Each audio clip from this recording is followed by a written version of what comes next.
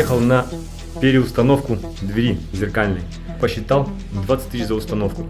Сказали дорого, нашли кого-то. Сейчас позвали опять меня, чтобы я им поставил эту дверь. Заплатили тем установщикам, не знаю сколько, и сейчас будут платить мне также 20 тысяч.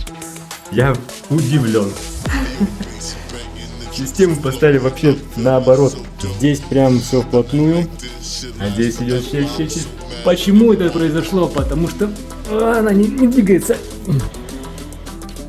Вот это должно быть на полотне на самом. А они сделали наоборот.